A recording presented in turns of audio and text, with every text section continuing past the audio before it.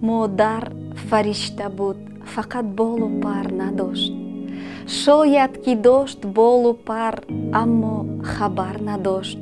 ё дошт огаҳӣ зи пару боли хеш, лек майли ҷудо шудан зи ману аз падар надошт.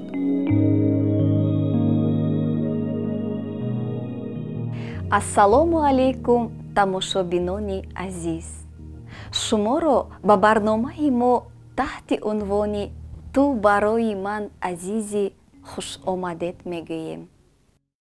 имрӯз мо дар бораи шахсияти муқаддас, дар бораи модар ҳарф мезанем.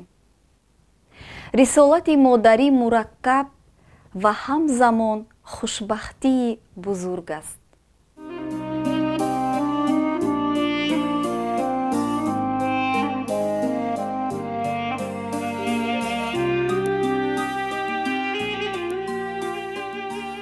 модарони сину сол ва касбҳои гуногун аз шодию мушкилиҳои модар будан ба мо сухан гуфтанд. хушбахттарин айём дар ҳаёти модар кадом айём аст? лаҳзаи хушбахттарини модар ин таваллуди аввали фарзанд, роҳгардии он, қадамонии аввалини фарзанд ва суханронии он. вақте ки дада, модар, падар мегӯяд суханҳои ширини фарзанд, ҳамин рӯзҳои хушбахттарини онҳо, рӯзи ҳар якташон тӯй мешаванд, ҳамин тӯи онҳоро интизор мешавед. худо ба шукр ки фарзандон хушбахт ҳастанд. хушбахттарин ин аст ки ба дунё омадани фарзанд, саломатии фарзанд, хушбахтии ҳар як модар ҳамин аст. агар фарзанд ба дунё ояд, ин беҳтарин хушбахтӣ барои модар аст. аввал барои модар аст, барое ки дар ин моҳу ин қадар интизориҳо хушбахтии модар ҳамин иҷро мешаваду модар хушбахтии худро аввал дар ҳамин мебинаду баъд дар саломатии фарзанд мебинад. аз ҳама хушбахттарин беҳтарин дар ҳаёти модар аввал модар шудан аст, баъдан фарзандаша ба воя расондан аст. хушбахтии хурсандии фарзандро бо чашми худ дидан аст. агар модар бинад фарзандаш хушбахт аст, вай худашро хушбахттарини модаро меҳисобад. ман гумон мекунам ки беҳтарин ва хушбахттарин лаҳза замон ҳамон замонест ки вақте ки модар нахустин бор аз забони фарзандаш калимаи модарро мешунавад. албатта дар лаҳҷаҳо оча мегӯянд, она мегӯянд, бува мегӯянд, ая мегӯянд. новобаста аз ин ҳамин аввалин маротиба шунидани ҳамин сухан, ҳамин калима аз забони фарзанд ба гумони ман беҳтарин лаҳза дар ҳаёти модар аст. ҳама хушбахттарин рӯзҳои ман вақте ки ман фарзанддор шудам. ҳар се писар дорам, худо ба шукр. ҳар се фарзандом таваллуд шудагиш ба ман худамам модари ҳама хушбахттарин ҳис мекунам. баъд вақте ки калон мешану, модарҷон гуфта давида пешам ачоқам мебиён, ҳамин манба. ҳама асосан ҳамин. барои модар хушбахттарин ин дидани сиҳати саломатии фарзанд аст. вақте ки ҳис мекунӣ модари, вақте ки ба хона медори фарзанд дошта,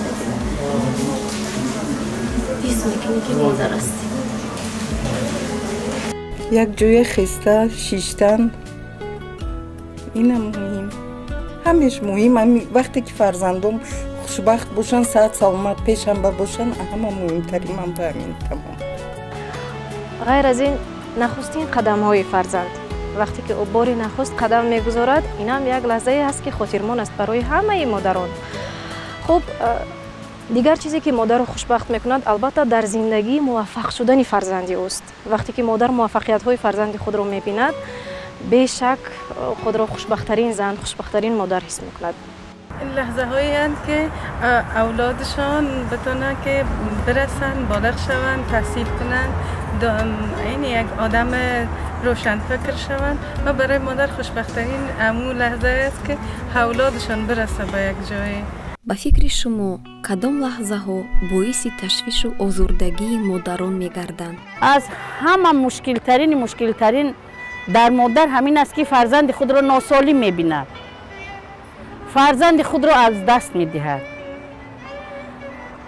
ҳамон вақт ноумед мешавад ки фарзанди вай ноумед аст, фарзанди вай ба ҷое намерасад, фарзанди вай маъюб мешавад. ин аз ҳама бадтарину бадбахттарини модар ҳамин худаша дар анами ҳолат ҳис мекунад ки фарзанди ин муҳтоҷи касе мешавад. лаҳзаҳои душвортарин барои модар аз ин иборат аст ки вақте ки фарзандат хушҳол нест, фарзанд хушбахт нест, саломатии фарзанд солим нест, ин бештар аз ҳама ҳамин ҳаст ки модар ҳамаи ҳиссиёт, ҳамаи азоб, ҳамаи машаққаташро барои фарзанд мекунад. лаҳзаи аз ҳама душвортарини модар ба фикрам ҳамин бемории фарзандон аст. ягон бор бемор нашаванд. албатта фарзандони ман ҳоло хурда бошанд, лекин бо назардошти таҷрибаи омӯзгорие ки ман дорам, ман гумон мекунам мушкилтарин айём ин айёми ба балоғат расидани онҳо. вақте ки онҳо ба балоғат мерасанд, хуб мустақил мешаванд. ҳамаи модар гумон мекунад ки мустақилияти фарзанд ин хеле хуб аст, яъне беҳтарин лаҳза аст. лекин вақте ки онҳо мустақил мешаванд, вақте ки фикру ақидаҳои худро аллакай доро мешаванд ва дар ҳал кардани бисёр мушкилиҳо аллакай бе маслиҳати падару модар худ ҳамин мушкилиҳоро ҳал мекунанд, шояд ҳамон лаҳзаҳо барои модарон якам мушкил бошад, чунки аллакай як қадам дур шудани фарзандон аз онҳо барои модар камтар бошадан вазинӣ мекунад, сахттар аст. ба модарони меҳрубон чӣ таманниёте доред? таманниёти ман ҳамин аст ки бештар аз ҳама модарони азиз ҳаст ҳаёти зиндагӣ ҳар хел меғалтад ки занҳо одатан модаро, намегӯм ки модаро ганда ҳастанд, модаро беҳтарин ҳастанд, не ки ҳаст лаҳзаҳое ки бисёртар ба кор овора мешавем, ба ягон касби дигар овора мешавему аз тарбияи фарзанд камтарак дур мешавем. барои ҳамин таманниёти ман ҳамин аст ки бештар ба тарбияи фарзанд нигоҳ кардан дар кор, аз қафои фарзанд будан дар кор. ман ба модарон ҳаминро таманно дорам ки модарон бештар ба фарзандон назорат. агар беназоратӣ бошад, фарзанд ҳар гуна хатогие мекунад. таманно дорам ки ҳеҷ вақт аз фарзандошон дур нагарданд. мехоҳам ҳама вақт шодӣ дар лабонашон бошад. сояи модароя аз фарзандошон дур накунанд. фақат модаро фарзандо кати якҷоя бошанд.